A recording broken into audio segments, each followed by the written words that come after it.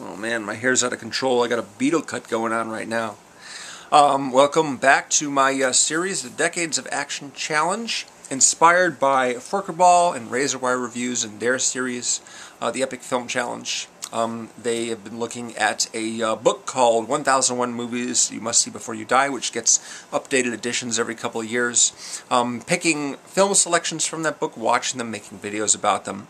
I'm doing something similar. My source material, however, is a series of articles on avclub.com called History of Violence by Tom Breihan. Breihan has picked, or is still in the process of picking, actually, one movie to be the most important action movie of each year, starting from 1968 and moving forward. One movie per year, 50 years of important and influential action movies. Breihan posted his latest essay today, early this morning. It was on 300 by Zack Snyder, which was, was sort of a foregone conclusion as far as I was concerned. But I incorrectly guessed his next entry. I thought it might be either Iron Man or The Dark Knight for 2008. As it turns out, he picked Liam Neeson and his particular set of skills in Taken. Not the biggest fan of that movie, but it's better than Taken 3, so I don't mind watching that one again as opposed to, say, Taken 3 or something like that. And I've seen Iron Man The Dark Knight a bunch of times, so, rewatching Taken, not the worst thing in the world. I will, of course, get to that. So that was, that's 2008. I'm on 98 right now. So, yeah, I'm catching up, slowly but surely, This is the first of the last 20 movies in this series right here. We'll end up with either 2016 or 2017 in December, depending on what Breihan chooses to do. With this year, I don't know what he picked. I'm hoping Baby Driver. He'll pick Baby Driver for this year, but we'll see. His pick for 1998 is Blade, directed by Stephen Norrington, starring Wesley Snipes as Blade, a daywalker, as he's called, a part vampire person who kills other vampires, kind of like Buffy, only dressed in black leather all the time. And has way more weapons on his person, and fires machine guns too. Blade is a Marvel comic book character, and this was probably their first successful film. They'd tried making feature films out of their characters before. Fantastic Four, Captain America. They had a live-action Spider-Man TV show that they tried to adapt into a feature film. None of those really worked out that well. Their real success came with the animated shows and with the live-action Incredible Hulk TV series with Bill Bixby and Lou Ferrigno. They were not doing financially very well. At the time that Blade was made, they'd sold off the rights to their various characters, which is why you had Spider-Man being made by Columbia and the X-Men being made by 20th Century Fox, Wolverine and the gang. Blade, and I think also The Punisher, went to New Line Cinema. New Line was probably interested in making something a little darker and edgier. They hadn't gotten to the Lord of the Rings business yet. At least those movies had not come out. They were probably preparing to make them, but they were more concentrating on, these were the guys that did, Jason movies and Freddy Krueger movies for so many years. And so, having a comic book movie in which the characters get really bloody and curse a heck of a lot. They have Stephen Dorff in this movie, who was in a movie called SFW, and he loves cursing, They didn't want to necessarily appeal to a family-friendly young teen audience. They were like, let's make it edgy, let's make it dark, let's make it super bloody, and they did. By all accounts, it was a success. There were 2 sequels to this movie. The first of which was by Guillermo del Toro. Excuse me. It's very, very well liked and admired movie. And then there was Blade 3, which was directed by screenwriter David Goyer, which was not so well received. However, Ryan Reynolds is in that movie, and he always has a few good bits, Ryan Reynolds, in any movie that he does, even X-Men Origins Wolverine, before he gets his mouth sewn shut. Breihan picked this movie kind of in a similar fashion to Hard Boiled, not because it was the most influential action movie, but because it's a personal favorite of his. I don't remember him mentioning in the article, which is linked below if you'd like to read it, if he said how old he was when this movie came out, but he calls it one of his favorite cinema experiences because Wesley Snipes is so cool and so badass. and he just had a great time with the characters. Just a very, very cool character. And Wesley Snipes certainly does look the part. And I like Wesley Snipes, but I like him better when he's got a little bit more of a sense of humor, when he plays things a little lighter. He was in Money Train a couple years before this movie. That's a fun performance by him. And he's in Demolition Man with Stallone. He played the bad guy in that movie, but he had lots of comical moments. He really isn't one to crack a smile in this movie. He's deadly serious, and he's reduced his voice to this very low growl. Not quite as bad as Christian Bale in The Dark Knight, but still, it's unnaturally low, and it, wasn't like my favorite thing. He's generally good in the movie, and like I said, he really does look the part. He's very menacing, very intimidating looking guy. And for some reason, when he walks into a room that's absolutely drenched in blood, when all the characters are drenched in blood and the walls and the floor everywhere, he doesn't have a single drop of blood on any of his clothes, his dark leather coat and everything like that, because he's just that badass, apparently. And then once he's done killing all the vampires, he crawls out of a sewer, and still his clothes are immaculate. Good for him. Good for him. Stephen Norrington, the director of this movie, he went on to do a movie called The League of Extraordinary Gentlemen, which was so bad and was such an issue with the production of the movie that he quit feature films. It was his last film. He didn't make another one.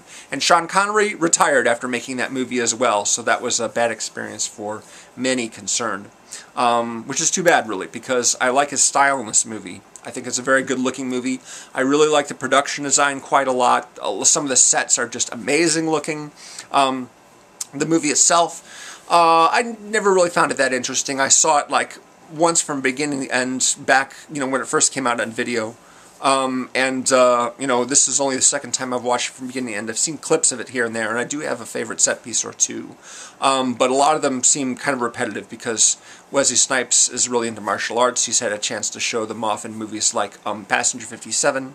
And in this one, he really gets to, do a lot of punching and kicking and martial arts. And it gets a little repetitive after a while, especially at the end when he's just got, another 4 or 5 or 6, anonymous henchmen to fight off. While the real bad guys, are doing something that he has to get to and stop them from doing. The plot of the movie involves Stephen Dorff, who is a vampire named Deacon Frost.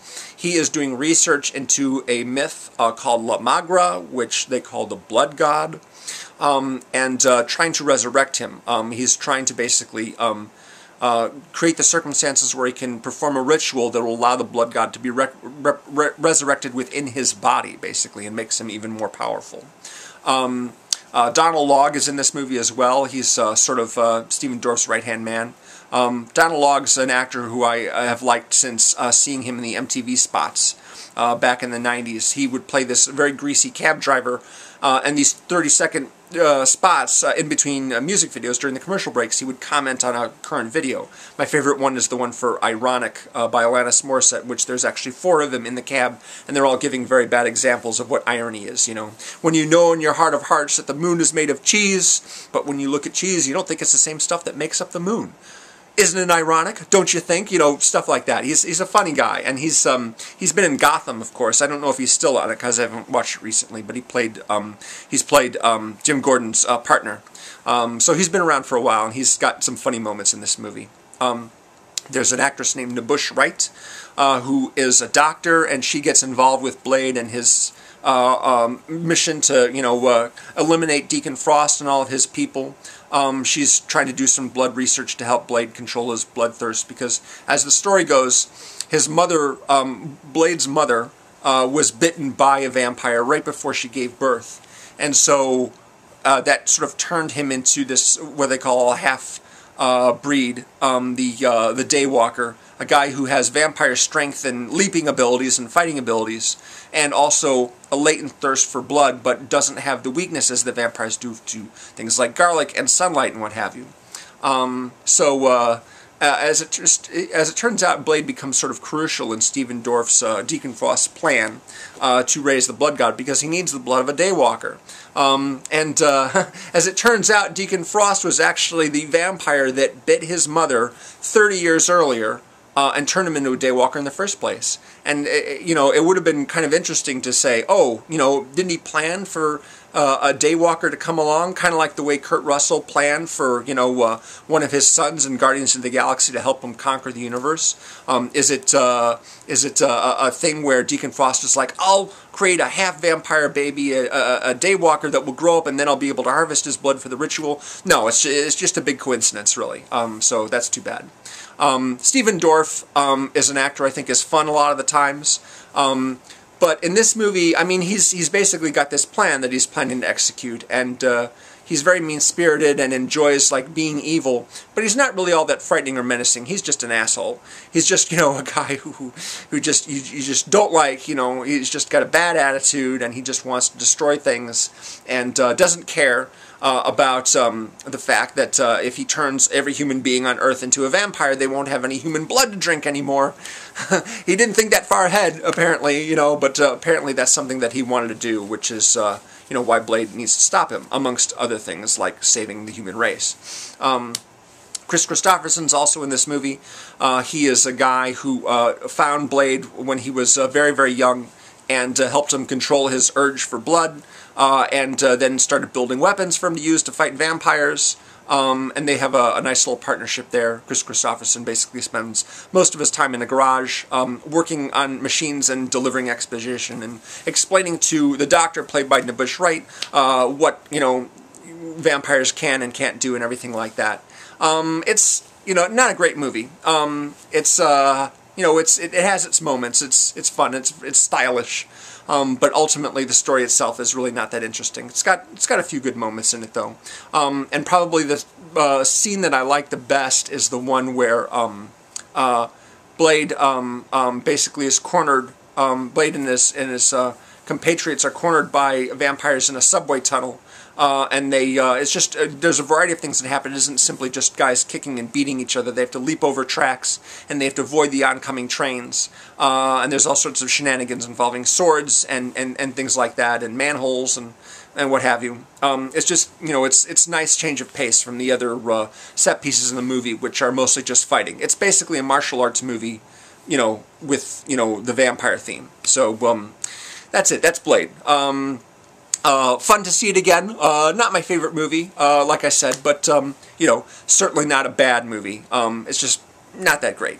So anyway, that's Blade. That's 98. The next video, which I'll post a week from now, will be on Breihan's pick from 1999. And if you thought it could be anything other than The Matrix, you're kidding yourself. The Matrix is next week. And I'll be watching that for, what, like the 40th time, probably. Thanks very much for watching. Again, if you want to read Breihan's article on Blade and, you know, read about how he slobbered over just how cool Blade was, that's below. The link to my Facebook page, the link to the playlist, where you can see all the videos of my series, that's also below. Thanks again very much for watching. Appreciate it very much. I'll see you next time. Bye.